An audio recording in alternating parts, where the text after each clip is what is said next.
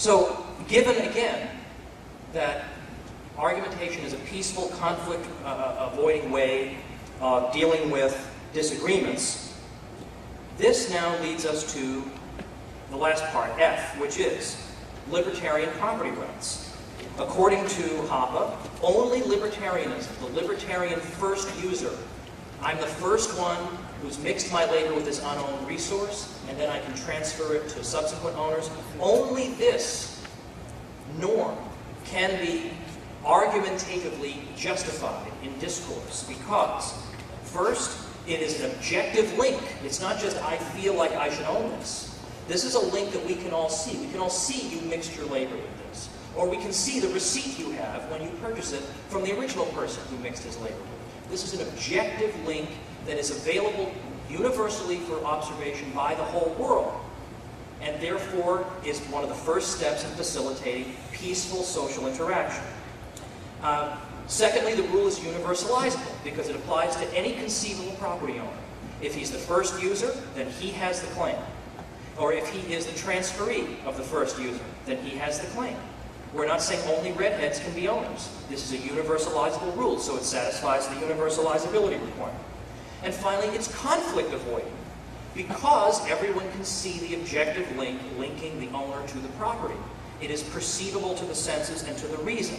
If you were to attempt to assign property titles on any other grounds, let's say we use verbal declaration, so anybody who says property belongs to him is the owner. Would that be conflict avoiding? Would that be in conformity with the norms taken for granted and presupposed in argumentation? Well, of course it wouldn't be conflict avoiding. Because anybody could just say, oh, I own that property, and then somebody else could say, no, I do.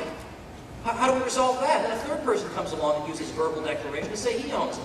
So that's not conflict avoiding. Or brute force. So again, that's automatically ruled out. Or how about saying that the third, fourth, and fifth users are really the owners? So then the first user can't even do anything. He's got to sit there and starve until the third or fourth owner shows up? And again, that would make argumentation possible because we'd all be dead.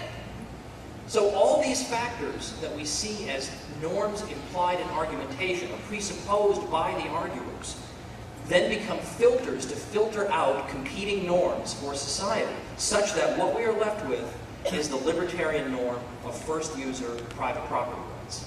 Now that's probably the shortest space in which this has been explained, and it doesn't answer every conceivable question you might have about it, but it is nevertheless, I think, a very intriguing account here. And it's pointing in the same direction as the other natural rights approaches, but it comes at it from a different angle. In fact, when Murray Rothbard first heard Hoppe's argumentation ethics, he said, this is a sweeping and intellectually very exciting new approach to the study of individual rights. He said, it makes my own natural rights approach seem positively wimpy by comparison.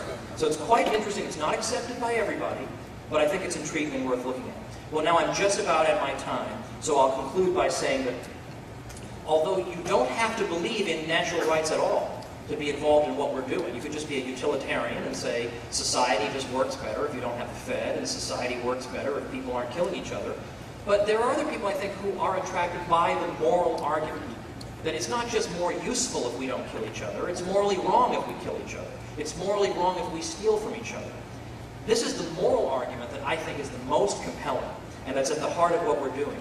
And the arguments that I've made today and that I've elaborated on from these other thinkers are all pointing in that direction, and we have the great privilege of being defenders of this truly liberating and deeply moral teaching. So thank you very much.